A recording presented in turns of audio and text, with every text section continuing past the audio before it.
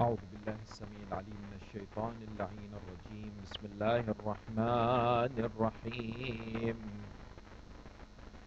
الحمد لله رب العالمين. الحمد لله والحمد حقه كما يستحقه حمدا كثيرا. وأعوذ به من شر نفسي إن النفس لأمارة بالسوء إلا ما رحم ربي. والصلاة والسلام على أشرف الأنبياء والمرسلين خاتم النبيين سيدنا وحبيب قلوبنا وشفيع ذنوبنا أبي القاسم محمد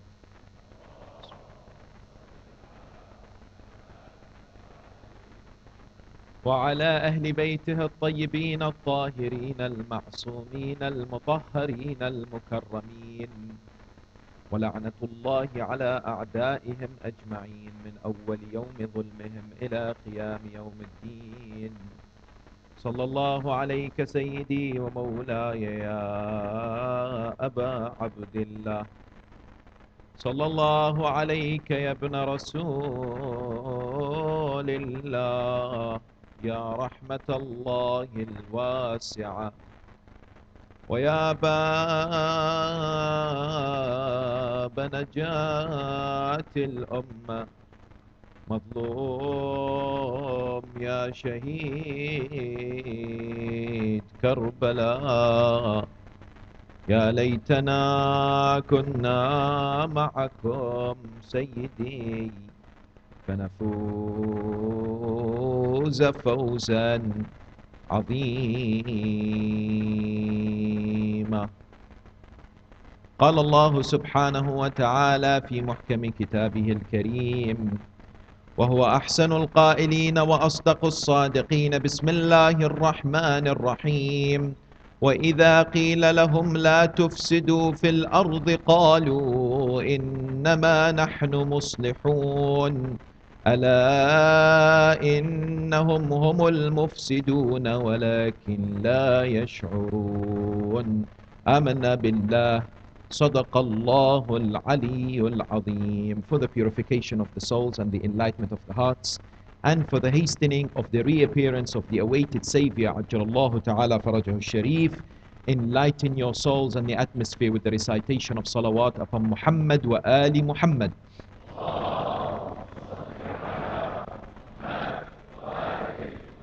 Respected scholars, elders, brothers and sisters, Salamun Alaikum wa Rahmatullahi wa Barakatuh.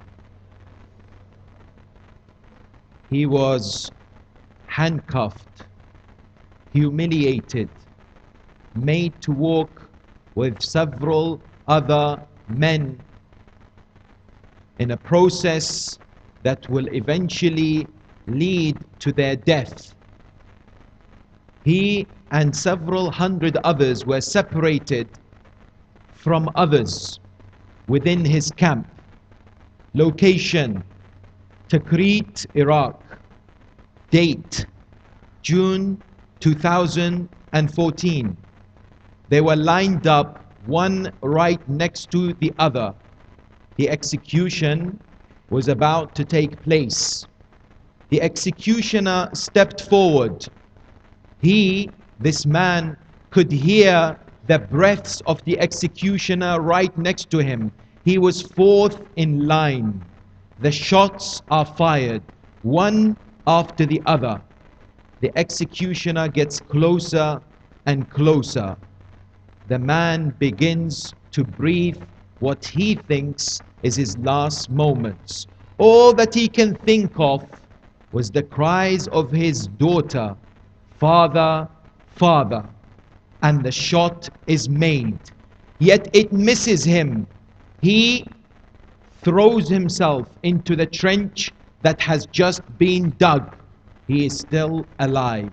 He is next to all these bodies. And then he hears the executioner coming closer and hears the sound of a man who is still alive. But somebody cries and says, "Leave him, let him suffer. He is an infidel Shia. Let him bleed." Ali Hussein Kadhim is not a name that many of us have heard of, or he is not necessarily known worldwide. Yet indeed he is one of those individuals who is to be executed by ISIS in June this year at the infamous camp known as Camp Spiker in Iraq, in Tikrit. His story is one that indicates the horror that is emerging from modern day Iraq and Syria, because this individual who had survived remained in that trench for several hours. At night he took himself out, continuously walked for several days, surviving by eating grass and insects, swimming through the rivers to tell the world of what is happening when it comes to the massacres being perpetrated and committed by a group of individuals that have been denounced by many around the world. Indeed, when we look at what is going on, people around the world have been shocked to see the atrocities and the human rights violations committed by a group of individuals who have called themselves ISIS or ISIL or IS, standing for the Islamic State of Iraq and Syria, or as they now call themselves, Islamic State. What we find is that they have committed heinous crimes, gross violations, inhumane actions when it comes to dealing with others that disagree with them. Amnesty International has spoken about, amongst many other groups, ethnic cleansing of a historical scale. Men, women and children have been brutally slaughtered. Torture, mutilation, mass execution has been witnessed at least for the last several months and way beyond. Therefore, the world has come to know of this particular group and what? And the brutality of these individuals through what? Through the media, through the internet, and they have recognized the danger that these individuals have posed and continue to pose for humanity in general. When you look at, for instance, what is going on, you find that ISIS are not only killing human beings. What are they doing? They are also enslaving women. They have targeted minorities such as the Shia, the Yazidis, Christians in northern Iraq as well as Syria. They've also enslaved women. Hundreds of women are sold in these sex markets for their own pleasure. Likewise, they have destroyed places of worship, such as churches, such as mosques, such as mausoleums, like for instance the shrine of Prophet Yunus alayhi salam, the shrine of Ammar bin Yasir and Uwais al-Qarani in Raqqa, Syria, the shrine of Hijr ibn Adi in Syria, the shrine of Prophet Sheikh and many other holy individuals. These buildings have been completely destroyed together with so many other Husayniyas and mosques and churches. At the same time, they have killed and executed non-Muslims such as whom? Such as David Haynes, such as Alan Henning, who is whom? Who was a aid worker, a British aid worker who had gone to Syria to help the Syrian children. That his purpose was humanitarian. They killed journalists such as Sotloff and others. Therefore you find that the brutality and the inhumane actions have extended in many different shapes and forms. What we have also discovered is that today people are asking the question, some of these fighters, some of these terrorists, some of these individuals who are committing these heinous crimes, from where are they coming from? Indeed, at least 2,500 of them are from the Western world, from the United Kingdom, from the US, from France, from Australia, from the UK. At least 500 who have been brainwashed and had gone to Syria and Iraq to so-called fight. From this country, at least 60, although it could be more. The idea that emerges, therefore, is that the rise of the group of ISIS is an indication of a problem that is facing the Muslim world and general humanity, and that is the rise of extremism. Today we find ISIS is an extension of many other terrorist groups, like whom? Like Al-Qaeda, like Boko Haram, and others that are committing crimes against humanity in different parts of the world. People have posed this question, since the atrocities of 9/11, 7/7, since the crimes that we have seen committed against different groups, different nations, we have seen the rise of this so-called extremism, nearly always originating from one dangerous, cancerous ideology that espouses hatred and violence, that the majority of the followers of the religion of Islam distance themselves away. Sunni and Shia distance themselves away from whom? From this ideology known as Wahhabism, which is what? The ideology of ISIS, Al-Qaeda and Nusra Front and the other terrorist groups around the world. What emerges is the question that has been posed. Why are these individuals committing these crimes? What is driving them? What are the psychological factors? Some people have come to study what makes these people commit these unbelievably gross violations and atrocities. People have said, for instance, the reasons psychologists have talked about these individuals and others who are not the first to have committed such crimes in history. They have said savagery begets savagery, meaning when you look at human beings and the way they've been brought up, when you look at their circumstances, when you look at the possible neglect that they've had throughout their lives, the way they treat this is to target other human beings, is when they were victims to make others victims too. In other words, they lose the sense of empathy and they start to commit these crimes. That's one idea that has been presented. Another idea is what? Is that when a group of individuals who have been brainwashed and have been sold an idea due to the fact that they're disenchanted with the reality of what they're facing, what do?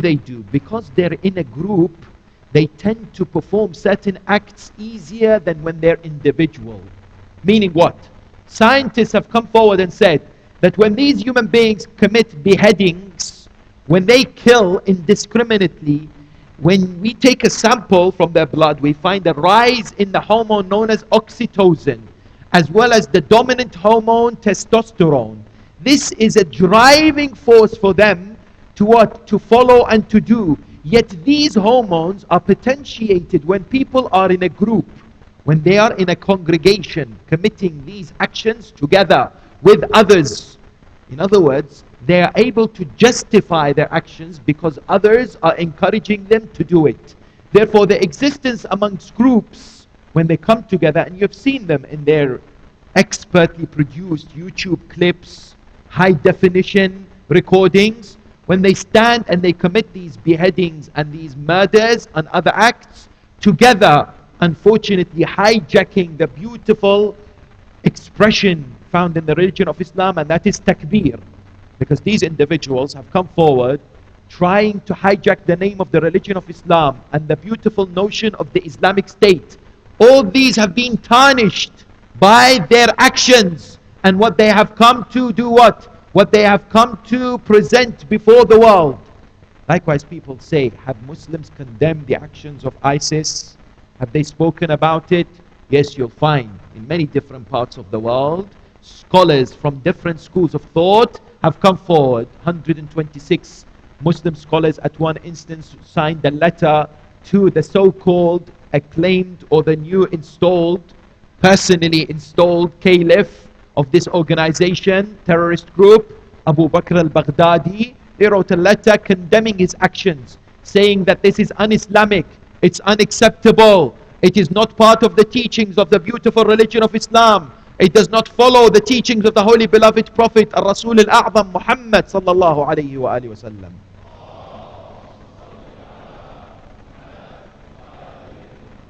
Therefore, there have been condemnations. People have utilized social media.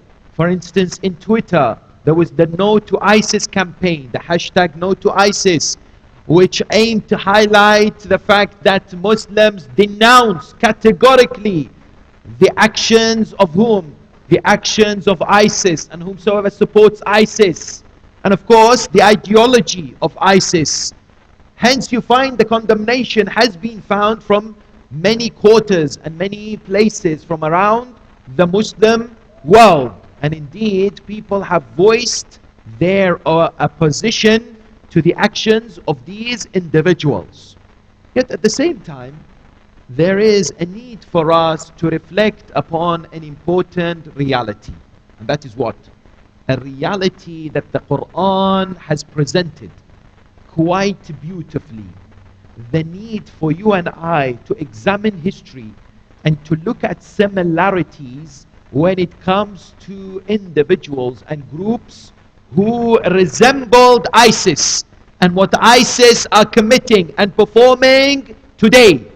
At the same time, we are individuals who should be able to counteract the ideology of ISIS, present arguments and proof from the Quran and the Sunnah as to what ISIS have used to legitimize and justify in their own way their heinous crimes. And also ask the important question, what are we to do today as a Muslim Ummah? What is required from us?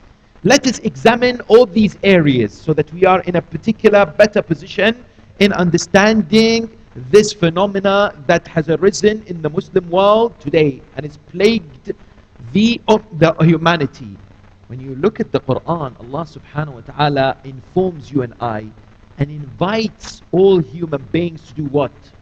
قُلْ سِيرُوا فِي الْأَرْضِ فَانْظُرُوا كَيْفَ كَانَ عَاقِبَةُ الْمُكَذِّبِينَ. Allah says, study history.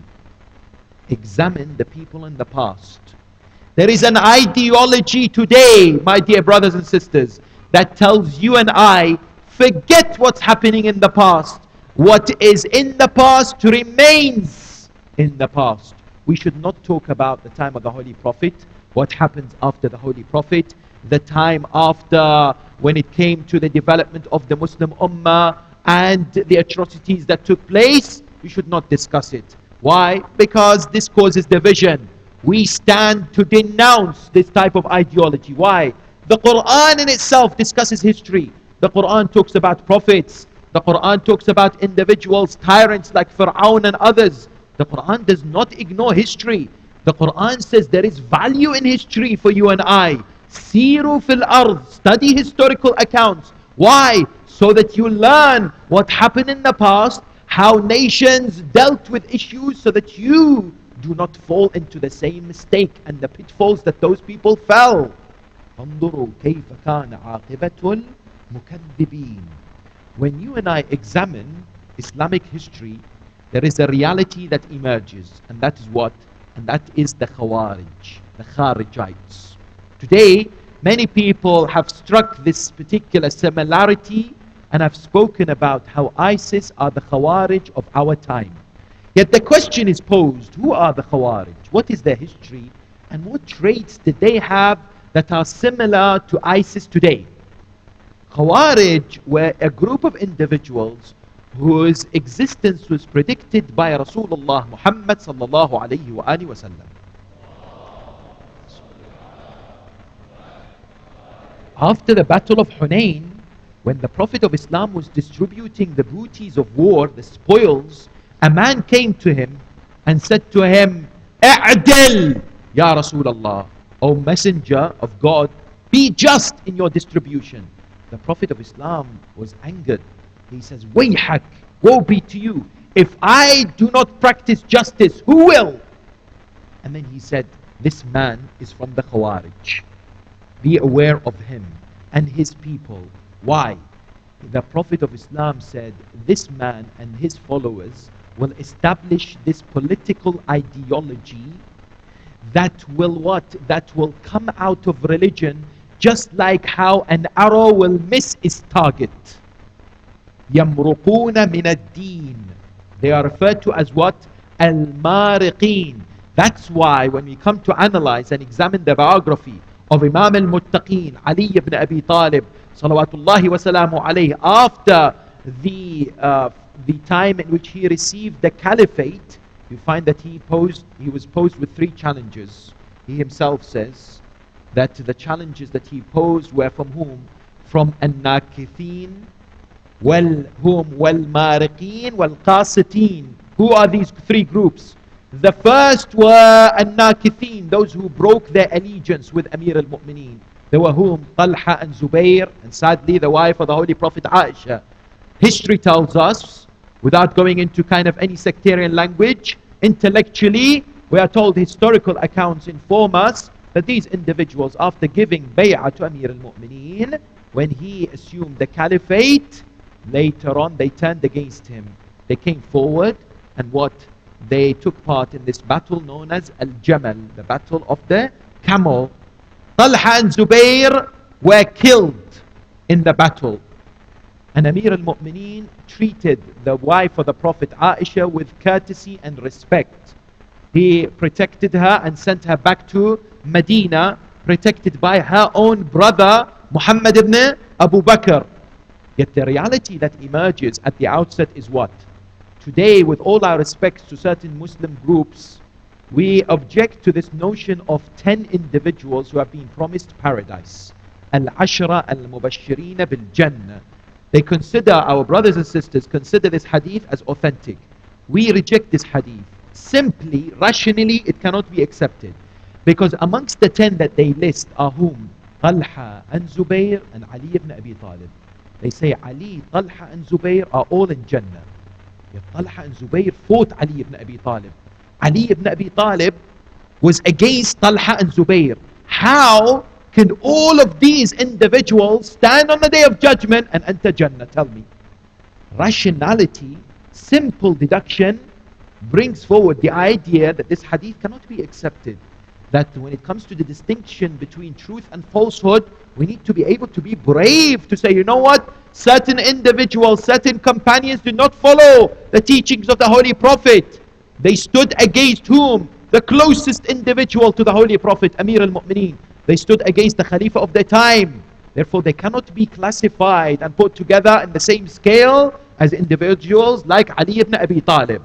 When Amir al-Mu'mineen defeated these individuals at the Battle of Jamal, what happened? Muawiyah ibn Abi Sufyan, who had consolidated his power in Sham, due to what? Due to the third caliph's nepotism and his special care of Bani Umayyah. What happened was, Muawiyah said that we have to seek revenge for the killers of Uthman, and therefore he utilized this for his political gains. He mobilized a huge army in order to go and fight Imam Ali alayhi salam and those who stood with Imam. Imam had moved his caliphate to where? To Kufa. Now he is facing the challenge from whom? From Muawiyah. In the year 36 after Hijrah, the two sides meet in an area known as Siffin in modern day Syria, close to Raqqa. And the battle of Siffin takes place after a few skirmishes in the month of Dhul Hijjah. Later on, after Muharram, Safar begins and the battle commences between the army of Amir al-Mu'mineen and the army of Muawiyah ibn Abi Sufyan. Many thousands are killed in this particular battle. Amir al-Mu'mineen had to fight whom? Had to fight Muawiyah. Why? Because he was a source of hypocrisy and a danger for the spread of Islam. And he was the champion. Imam Ali was a champion of unity. He wanted to keep the unity of the Muslim Ummah together. Therefore he challenged and he had to fight whom? Muawiyah, who had established this kingdom for himself, and Bani Umayyah. What happened is of course quite evident in history, that the army of Amir al-Mu'mineen had made advances, especially after the night known as Laylatul Harir. Why? Because with Amir al-Mu'mineen was a man by the name of Ammar ibn Yasir, the famous companion of the Holy Prophet. And the Holy Prophet had told Ammar, and many companions had heard, that Ammar would be killed by whom? By the deviant, wretched side. تَقْتُلُكَ الْفِئَةُ الْبَاغِيَةُ. When Ammar was on the side of Imam Ali alayhi salam, and Muawiyah's army killed Ammar, who had reached elderly age, what happened? There was commotion amongst the army of Muawiyah. They said, we are on the wrong side, because the Prophet said, the wretched individuals, the deviants, will kill Ammar. At that moment, Muawiyah came forward with this idea. He came forward with this idea of what? Of saying that it was not him that killed whom? That killed Ammar ibn Yasir. It was Amir al-Mu'mineen, because Amir al-Mu'mineen had brought him to the battlefield. And perhaps it was presented by Amr ibn al-As because he was the devious one. What happened was that Amir al-Mu'mineen responded. He said, if that's the case, then the Prophet of Islam, God forbid, is responsible for what? For Hamza's martyrdom, because he brought him to the battlefield. Therefore, this idea was completely what? Eradicated. The people, the army of Muawiyah lost morale, and after that night known as Laylatul Harir, in which Amir al-Mu'mineen Malik al-Ashtar fought so valiantly and courageously, the army of Amir al-Mu'mineen had made advances towards whom? Towards Muawiyah's campsite. When they were making these advances, Muawiyah and Amr ibn al-As were in trouble. Malik al-Ashtar was a few meters towards getting to where Muawiyah was. I mean, he would finish him off. Amr ibn al-As said there was nothing else we could do except to lift what? Copies of the Quran on spears and ask for the what? Ask for this tahkeem, this type of debate or discussion between the two sides, and to say, look, let the Quran rule between us. Arbitration. Let the Quran be the judge between us. So Amr ibn al-As commanded his army. They lifted on their spears copies of the Quran. Amongst the army of Amir al-Mu'mineen, 20,000 individuals stopped and said, yeah, you know what? That's interesting. These people are saying they follow the Quran. Let the Quran judge us. So yes, we will stop. They came to Amir al-Mu'mineen. Amir al-Mu'mineen said his famous lines. He said, these are ways in which you are being deceived. كَلِمَةُ حَقٍّ يُرَادُ بِهَا بَاطِلٍ أَنَا الْقُرْآنُ النَّاطِقِ I am the Quran that is spoken. Listen to me. Do not follow the deceptions of Muawiyah and Amr ibn al-As. What happened thereafter? These people said, no. If you do not stop your army from going to attack Muawiyah, we will kill you. 20,000 said to Ali, we will kill you. Amir al-Mu'mineen sent a message to Malik. He said, stop. Malik said, Ya Amir al-Mu'mineen, I am just a few, what? Meters away. I can finish him off. But Imam sends a letter. If you want your Imam to stay alive, then stop. They returned. Malik returned. And Imam admonished them. Imam said, this is the start of your misery. Yet they would not listen. What did they do? They said, let's choose one from each side so that they can take part in tahkeem, arbitration.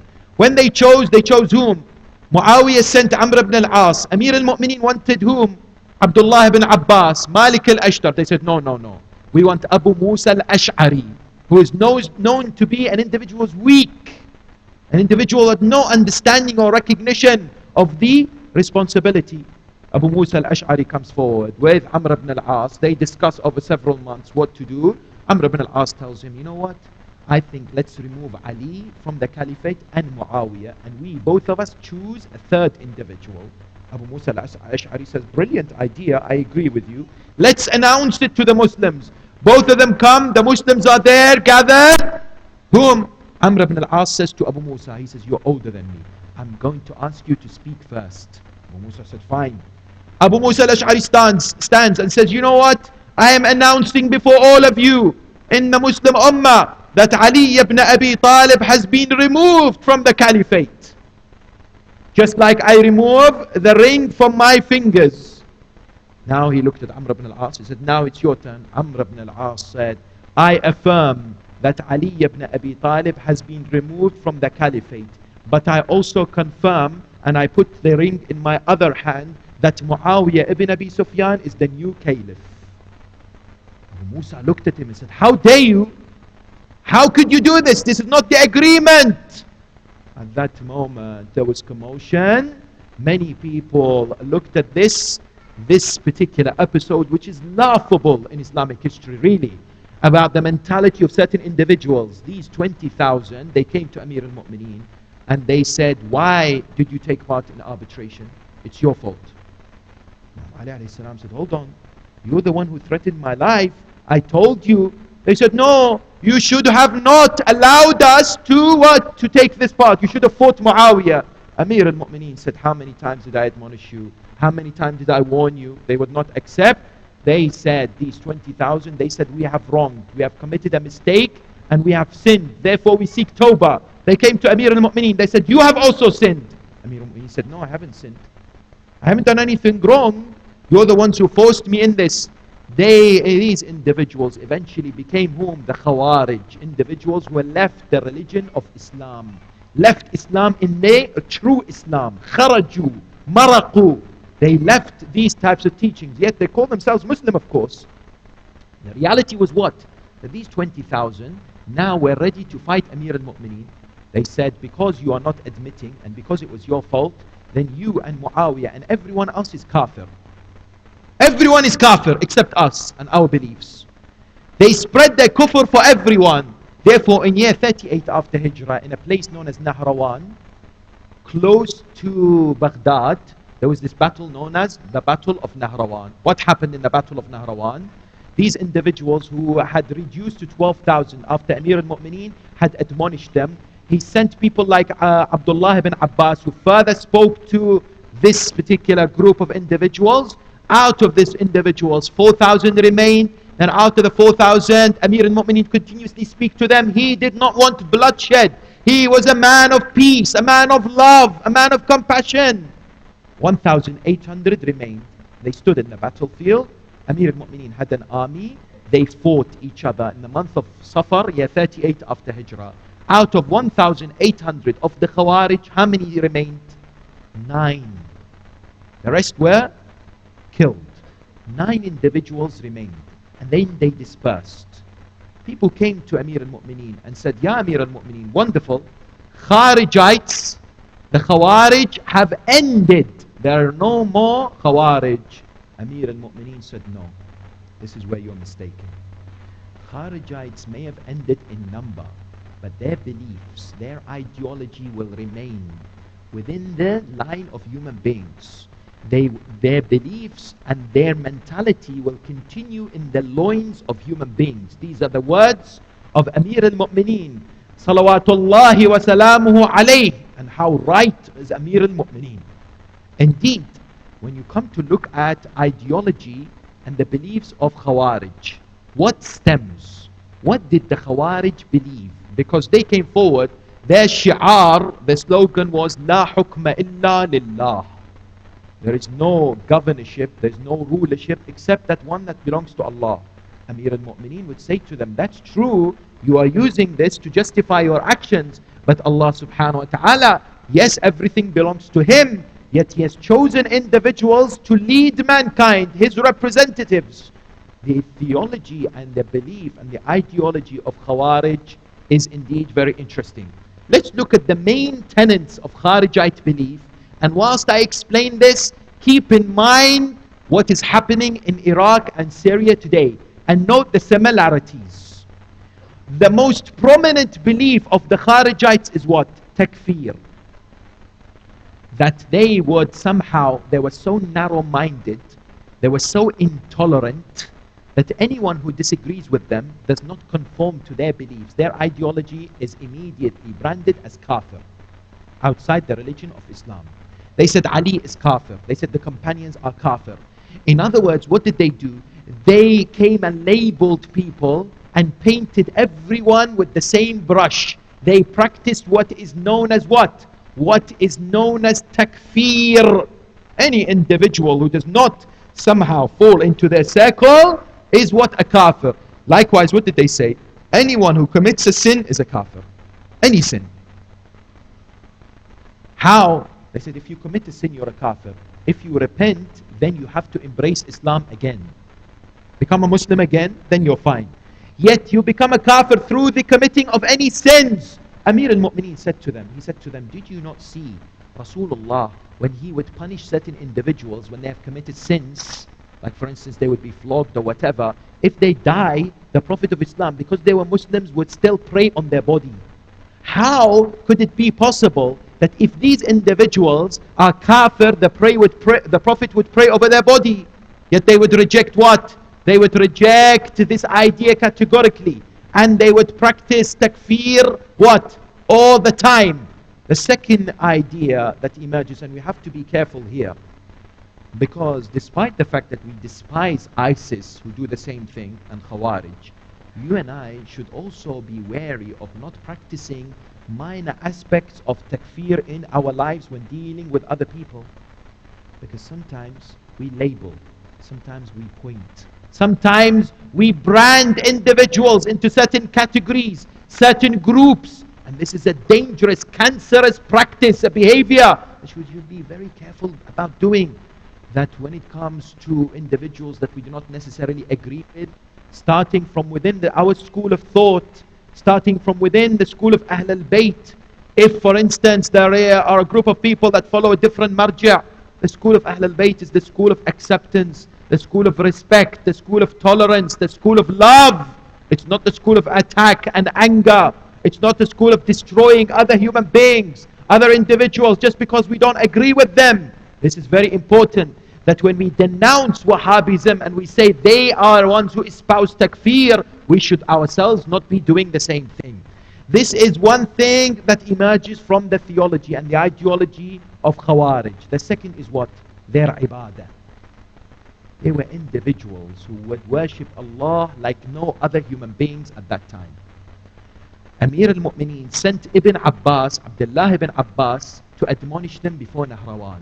Ibn Abbas came back and said to Amir al-Mu'mineen, I have seen 12,000 men who have calluses on their forehead due to their excessive prostration. They would spend the night in ibadah. They would recite the Quran in the most beautiful ways. Abdul Rahman ibn Muljam, who struck Amir al-Mu'mineen, was a Kharijite. He would be somebody who would teach the Quran in the mosque. They would have the most beautiful of what? Most beautiful of voices when they recite the Quran. One day Amir al-Mu'mineen went with his faithful companion Kumayl ibn Ziyad. They went out in Nahrawan or in Saffin, whichever. They went in the battle. They were passing by a tent. They heard somebody reciting the Quran so beautifully. This man was reciting the words of Allah. Kumayl ibn Ziyad said, how beautiful is this man? How beautiful is his recitation? Amir al-Mu'mineen said, do not be deceived by his voice. Innahu min ahli an-nar. He is of the people of hell. Kumayl is surprised. Reading the Quran, so much devotion. How can he be of the people of hell? Amman qanitun ana al-layli wa atraf an-nahar was the ayah that this man was reciting in Nahrawan. The same two, Amir al-Mu'mineen and Kumayl, are walking past the bodies of those who were killed. All of a sudden, Kumayl sees the body of that man who is reciting the Quran in the tent. The holy Imam looks at him and says, what? أَمَّنْ هُوَ قَانِتٌ آنَاءَ اللَّيْلِ وَأَطْرَافَ النَّهَارِ. Do you remember that verse that this man was reciting? Now you know, now you can understand the reality, that do not be deceived by appearances, that do not judge the book by its cover. There are people today out there who have the most beautiful of recitation, the most humble of salah, yet their salah has no value in the eyes of Allah subhanahu wa ta'ala. They have not understood and recognized the Imam of their time. They have not understood and recognized the duties. They have lacked understanding of the religion of Islam, the true religion of Islam. Therefore, do not say, oh, you know what, they do this very nicely, or they perform this action in a particular way, because Khawarij and even ISIS today, we see them, they have this adherence to when it comes to what? When it comes to Friday prayers, when it comes to so-called Sharia law in the most extremist of ways. And some of our brothers and sisters who are so gullible, who are so weak, are suffering with ignorance, they say, look, you know, Sharia, Khalif, all these ideas of deception that the shaitan has presented for them. Likewise, when you look at Khawarij, you recognize that another feature in their ideology was the extensive usage of violence. That they killed people indiscriminately. Abdullah ibn Khabbab was the governor of Amir al-Mu'mineen in Nahrawan. He was traveling with his wife who was pregnant. Khawarij meet him on the way. Do they do what? They ask him, denounce Ali ibn Abi Talib. He said, no, I'm not denouncing Ali ibn Abi Talib. What do? They kill him, they throw his body in the river, then they kill his wife, and they take out the baby from her stomach, from her womb, and they slaughter the baby too. These are the Khawarij. What do? They kill. They kill anybody who they do not agree with, and find an obstacle towards whom? Towards the expansion of their beliefs and their particular ideology. And we see the same thing happening in Iraq today. In which way? We find the mass executions. Only a few days ago, 250 men from a Sunni tribe in northern Iraq were executed one by one because they did not allow ISIS to enter into the city and what? Take over that particular city. Women are executed by ISIS today. Reports tell us of several women are executed. Why?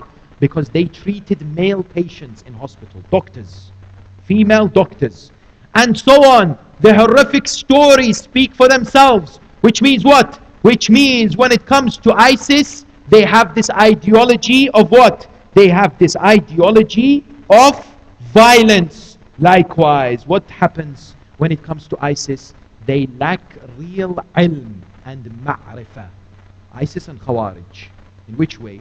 They may have some knowledge, but they are losing, or they lack profound, deep insight of religion. Please try to understand this point. It's very, very important. That sometimes certain people may claim to have knowledge, but they do not have the cognizance. They do not have the right application of this knowledge in their lives. Therefore, what knowledge is of no use to them.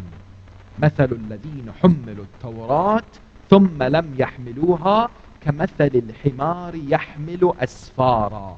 The parable, the similitude of those who carry the Torah without its application is like what? Placing the book on a donkey. The donkey is not going to understand what's inside the book. It's useless. It's just carrying this knowledge.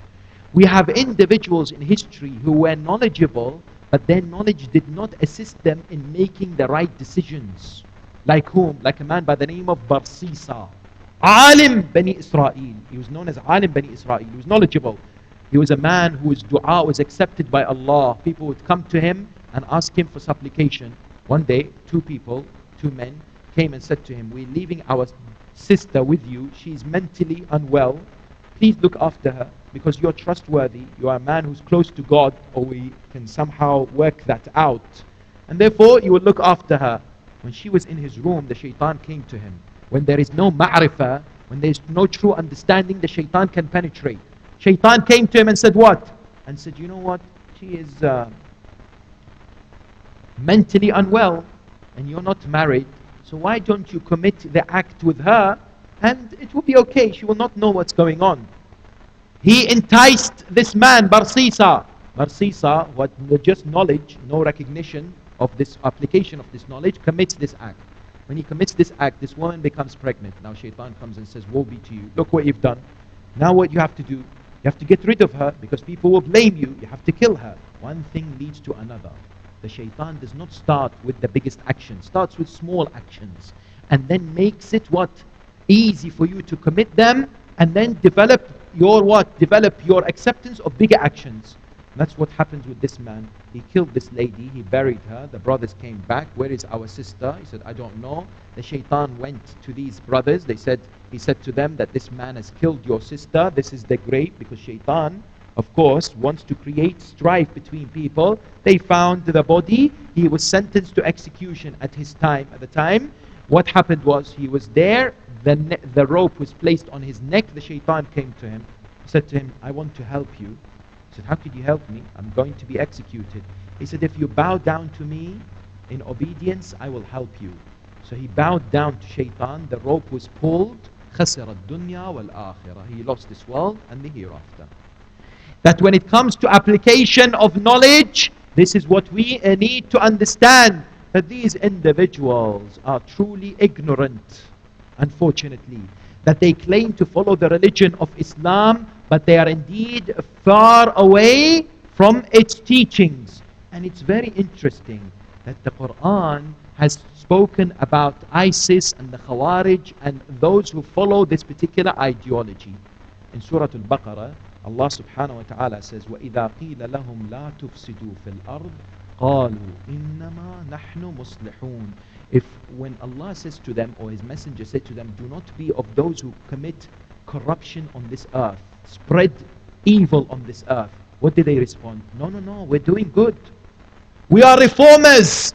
أَلَا إِنَّهُمْ هُمُ الْمُفْسِدُونَ وَلَكِنْ لَا يَشْعُرُونَ. Definitely, verily, 100%, it is these individuals who are causing corruption and fasad on this earth, but they themselves do not know. They have either been brainwashed or deceived. They are what? They are following leaders, individuals who are leading them astray, taking them to the wrong path. I came across a narration that is not found in our books, but is found in the books of our brothers, other schools of thought. It says an interesting narration. I would like to read for you this narration.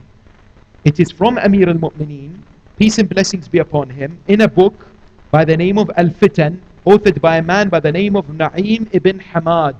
Who is Na'im ibn Hamad? Nu'aym ibn Hamad is the teacher of Imam al-Bukhari. You know, Sahih al-Bukhari. His teacher is this man. He has written a book by the name of Fitan. When was it authored? 1,200 years ago. Mark this date. This is what he says. He says, Amir al-Mu'mineen asked the Prophet, and the Prophet of Islam said the following. He said, when you see the black flags, remain where you are and do not move your hands or feet. The black flags. Then he says, thereafter, meaning what? Remain where you are. Do not join them. Do not fall into the fitna. Then he says, thereafter shall appear a feeble, insignificant folk, group of individuals who look as though they are strong, but they are very weak. Their hearts will be like fragments of iron, stubborn, hard-hearted. They will have a state. Hum ashabud dawla. Amazing. They will have what? A state. They will fulfill neither covenant nor agreement. They have no principles, no values. They will call to the truth, but they will not be people of the truth. They will call to the religion of Islam, but they're far away from it. Their names will be their kuna. In other words, what? They will be known as Abu Musa, Abu Ahmad, Abu Muhammad. Yes? And وَنِسْبَتُهُمُ الْقُرَى. Their surnames will be the towns. Abu Bakr al-Baghdadi. Note. Yes, they will attribute themselves to certain areas. Al-Shishani, Abu Umar al-Shishani, another shaitan who exists. Right? Then he says, then notice this. Their hair will be free-flowing like that of women. Their hair will be, and I don't need to go into more details. You can see there how they look. Their situation will remain until they differ with themselves. And this is happening, of course. And Nusra Front is fighting ISIS, and ISIS is fighting the Free Syrian Army, and so on and so forth. Then he says, thereafter God will ثُمَّ يُؤْتِ اللَّهُ الْحَقَّ مَنْ يَشَاءُ. Allah will rule over them the way He desires. Therefore, what emerges? The fact that history repeats itself. That Amir al-Mu'mineen dealt with Khawarij in which way? He dealt with them with tolerance, provided they did not lift arms. When he would speak sometimes and give sermons, they would stand and recite Quran in the middle of the sermon. And Amir al-Mu'mineen would be patient. And Amir al-Mu'mineen would not even disconnect their money or their allocation from Baytul Mal. The moment they lifted the sword was when Amir al-Mu'mineen came forward and what? Fought them, because they became a danger. The intention was to spread violence and terror. Where? In the Muslim Ummah. And you can indeed see history repeating itself. People today ask this question. The theology and the ideology of ISIS, what do they say? They say, first of all, anyone can become a caliph. We have established an Islamic state. Anyone can become a caliph. What's your response? Our response in the school of Ahl al-Bayt is what? Khalifa, the representative of Allah, can only be chosen by Allah. This is mentioned in the Quran. This is what is known as Al-Ja'lul Ilahi. Allah is the one who chooses His representative. In which way? Inni ja'iluka linnasi imama. Allah subhanahu wa ta'ala selects. He is the one who appoints His representative, the imam, the caliph. Therefore we reject these individuals who come and appoint themselves or appointed by a group of individuals, even in a shura. This is rejected, number one. Number two, we all know that violence, killing of innocent civilians is one that the Quran and the beautiful, peaceful, tolerant religion of Islam does not accept. Islam denounces terrorism and extremism. One of the key features of these individuals, Khawarij and Wahhabism today, is what? They will not allow people to do what? They will not allow people to ask. They will not allow people to engage in discussion, in debates. There's a professor by the name of Professor Jeffrey Lang. He traveled to a particular country that supports Wahhabism. He went to that country seeking answers. He wanted to become a Muslim. When he became a Muslim, he had a lot of questions. He wanted the answers. They would say to him, don't ask. Why are you asking? Don't ask. He came back. He wrote a book. Do you know what the title of the book is? It's available. He's a Muslim. The title of the book is Even Angels Ask. Because angels ask Allah subhanahu wa ta'ala, when Allah said to them, I am creating Adam, and bow down before Adam, the angels asked Allah. So you're saying if angels were asking Allah, why can't we ask? Right? So this is the problem. Today we find this ideology that says what? That it comes forward and espouses murder and killing and execution and beheadings of innocent civilians, men, women, elderly and others. Religion of Islam says whomsoever kills an innocent civilian, it is as if they have killed entire humanity. And it's not if whoever kills a Muslim. Man qatala nafsan bighayri nafsin. Whomsoever kills a nafs, a human soul, then they have committed and perpetrated what? A heinous crime. Number two. Number three, they say these places of worship are what? These places are graves. They have become places of polytheism, shirk. So any shrine has to be destroyed. How do we respond? Very briefly, we respond that this idea of building shrines is sanctioned and is present in the Quran. Which chapter and which ayah? This should be something that is present in our minds, because unfortunately we have supporters of ISIS wherever we go. These individuals whose brain have been washed through these types of ideologies, we need to be able to present the peaceful message of the religion of Islam to these people. What do we say? Chapter 18, Surah Al-Kahf, verse 21. Remember this story of the people of the cave. When they died eventually, after noticing that Allah subhanahu wa ta'ala has brought them back to life 300 plus 9 years, when they came back, they noticed that they're in a different era, different time. They asked Allah to die. When they died, they were where? Inside the cave. The people of the time, they were believers in God. The Quran tells us. They came, they were disputing, what should we do with these people? These are holy people, important people. قَالُوا ابْنُ عَلَيْهِمْ بُنْيَانًا. Some people say, let's build something on top of them. قَالَ الَّذِينَ غَلَبُوا عَلَىٰ أَمْرِهِمْ لَنَتَّخِذَنَّ عَلَيْهِمْ مَسْجِدًا. Yet the overwhelming opinion of the people, according to the Quran, 18:21, was no. We will build a shrine, a mosque, where they are buried, where Allah subhanahu wa ta'ala is worshipped, next to graves. And this is found in the Quran. And the Quran doesn't say that's a bid'ah, doesn't say it's haram, doesn't say it's shirk. It sanctions it. The Masjidul Haram, the Kaaba, has graves of at least 70 prophets in that particular area.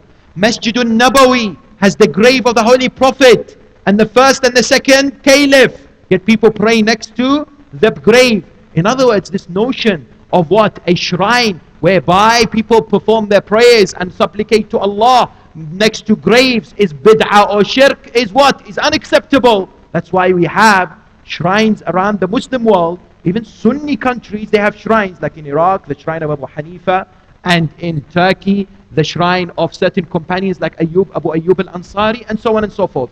It's not a phenomena that belongs to the school of Ahl al-Bayt. That's what? That's number two. Number three, this forceful conversion of people is absolutely rejected. La ikraha fi deen.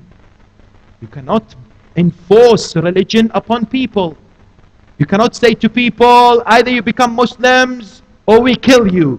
This notion is also denounced what? Within the religion of Islam. Finally, how and in which way should we stand to terrorist groups like ISIS and their supporters and their ideology? Muslim Ummah, Sunni and Shia, have a critical responsibility today, my dear brothers and sisters. It's a critical time in the history of the Muslim Ummah. Very sensitive. They need to stand together in brotherhood and unity in denouncing extremism and ideologies that espouse hatred, violence, and terror. That Muslims need to recognize the danger that exists within the so-called ummah. They need to appreciate and isolate extremist factions, extremist groups, because they are the real danger. They are the cause of these terrorist actions that are happening around the world. The bad name that Islam is what is getting out there. We have a responsibility to reach out to our brothers and sisters and explain to them these groups of individuals, these barbaric, inhumane individuals. They are not only against Shia and Yazidis and Christians and are destroying churches and shrines of the Shia. They are against humanity. They are against each and every individual. Therefore, what does it require? It requires a strong position from the Muslims themselves. To do what? It's not only a military campaign against ISIS, but an ideological, theological, what? Challenge. That today in madrasas, today in certain mosques, in the Western world, the ideology of Ibn Taymiyyah, the ideology of Muhammad ibn Abdul Wahhab, the ideology of intolerance and hatred is being taught. And Muslims, Sunni and Shia, recognize that this ideology is against what? Them and their own safety and well-being and existence. This is not a matter that is confined to Shias only. This is a matter for Sunni moderates as well as the Shia and all the groups out there who recognize the danger of extremism, that we need to be able to explain to the world, not in our name, that we denounce the actions that this group, Daesh or ISIS, they are the un-Islamic state. They have nothing to do with Islam whatsoever. Because why? Because we understand that they look at individuals such as Yazid and Bani Umayyah as their role models.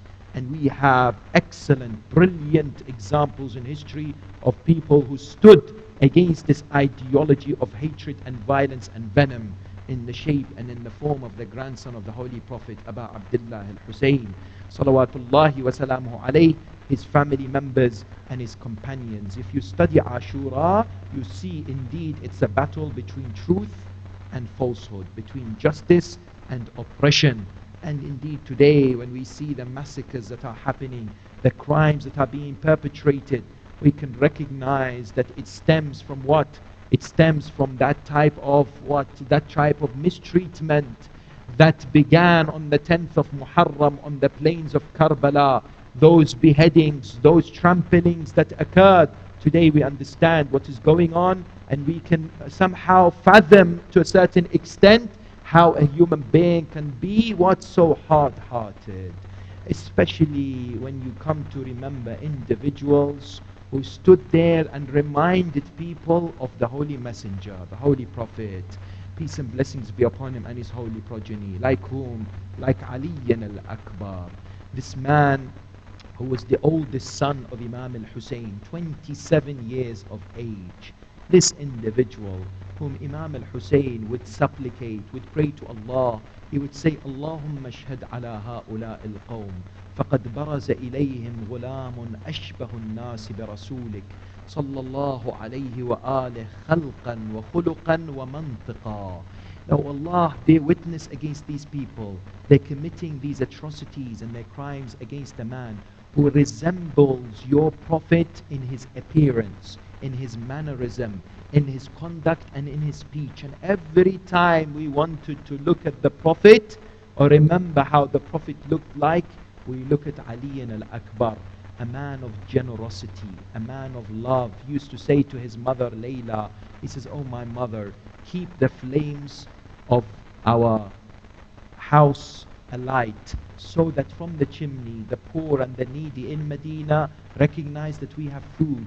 They would come to our house so that we can supply them with the nourishment and the food. People would come from all over to meet Ali al-Akbar, to indeed illuminate their vision with how the Prophet of Islam looked like. That's why he was the first from Bani Hashim to emerge on the 10th of Muharram. He comes to the holy Imam. He comes to indeed seek permission. He looks at his father, Imam al-Hussein. It is so difficult for the father to see his own son leaving to the battlefield or about to be killed and attain martyrdom, Imam al-Hussein doesn't say anything. For many others he would say, no, go back. But for his son Ali al-Akbar, the only thing that he did was to embrace his beloved son. They both hugged each other. He would say to him, إلي إلي بني أشمك وتشمني أودعك وتودعني. Come towards me, I will bid my farewell to you, and you would do the same. Allahu Akbar.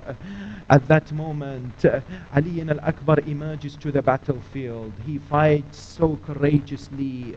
He tells people, Ana Ali ibn al-Husayn ibn Ali. I am Ali, the son of Hussein, the son of Ali. I swear by God that I will fight you until my sword is till my sword breaks in the defense of my father and the religion of Islam. He fought so valiantly.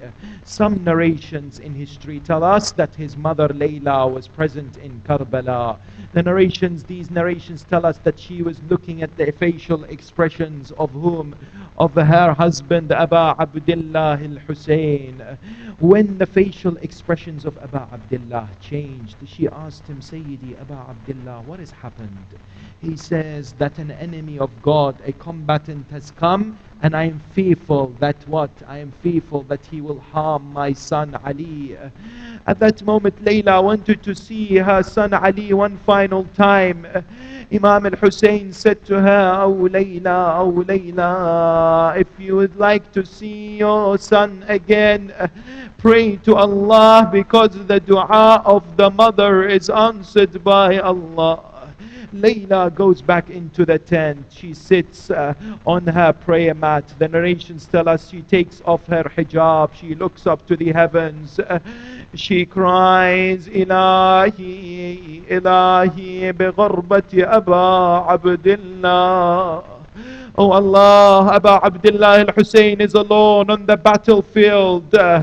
Ilahi, إلهي بغربة أبا عبد الله يا رد يوسف ليعقوب رد إلي ولدي علي. Oh, the one who returned Yusuf to Yaqub, return to me my son Ali. Narrations tell us that Ali al-Akbar killed that wretched individual, that enemy of God, but he was so thirsty. He came back, he said to his father, Father, Father, is there any water? The weight of the armor is killing me. Is there any water that I can quench my thirst? Imam al-Hussein says to him, my son Ali, be patient. In a few moments, your grandfather, Rasulullah, will quench your thirst from the pond of Kawthar. You will never be thirsty again. One narration says to us that Imam was so broken by his son asking for water. He says to him, my son, get close to me. He says, why? He says, let me give you some saliva from my mouth. Ali al-Akbar looks at the mouth of his father. He says, Father, your mouth is even drier than mine. You are even more thirstier than I am, my father, Aba Abdullah. Imam says, oh Ali, your mother is waiting for you. Your mother has asked Allah for you to come back. Ali al-Akbar goes inside the tent. He finds his mother Layla unconscious. She'd gone asleep. She was crying so much. He sits next to his mother. He lifts the head of his mother, places it on his laps. He starts to cry. The drops of Ali al-Akbar's tears fall on the cheeks of Layla. Layla now wakes up. She looks at Ali. Oh, my son Ali, you have come back to see me for the final time. My dua has been answered. At that moment, she asks him for one thing. The mothers know it's so hard to lose their child. They want to protect their child, their sons and their daughters. She says, my son Ali, stand before me so I can see you for the final time. I want my eyes to fill itself with your vision. I want to see you for the final time, oh Ali. They bid farewell to each other. Ali al-Akbar now goes back to the battlefield. Now he's tired, he's thirsty, he's still fighting. A man says, I will make his father mourn for him. Ajarakumullah, whilst Ali al-Akbar is fighting, a man comes and strikes Ali al-Akbar on his head. Ali al-Akbar falls onto the horse.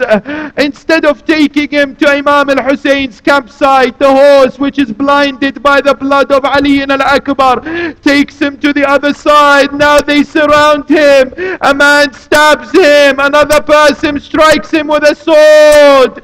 He falls onto the ground, calling, "Oh Father, peace and blessings be upon you. هذا جدي رسول الله وقد سقاني شربة من الماء لا أظمأ بعدها أبدا." I have now been quenched. My thirst is gone. Imam al-Hussein, one narration says, Imam al-Hussein left towards the battlefield, but he left to the complete opposite direction where Ali al-Akbar was. Sukayna, the daughter of Imam al-Hussein, says, "Oh my father, Ya Aba Abdullah, Ali al-Akbar, my brother, he's this way. Why are you going this way?" Imam al-Hussein says, "Sukayna, don't blame me. I don't know what to do. When I hear the cries of my son, I've lost direction. I don't know where to go." He goes, he finds Ali. "Ya bunay Ali ala dunya ba'daka al-afa." "Oh my son Ali, what shall I do with dunya after you? Now you've gone, you've left your father in this world." At that moment, Ali al-Akbar, Allahu Akbar, is seen to be smiling at one instance and to be sorrowful at another. Imam al-Hussein says to him, "My son Ali, why is it that you're smiling and at the same time you're grieving?" Ali says, "My father, this is difficult. Ajarakallah, ya sahib al-asr wal-zaman." Our Imam is the most who is hurt on these days, who is grieving, who is sorrowful. He says, "My father, on my right I see my grandfather, the Holy Prophet, and on my left I see my grandmother Fatima. She is slapping her cheeks and beating her head.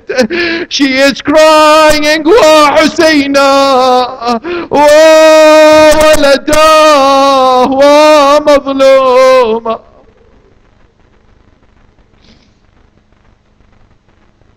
ألا لعنة الله على القوم الظالمين.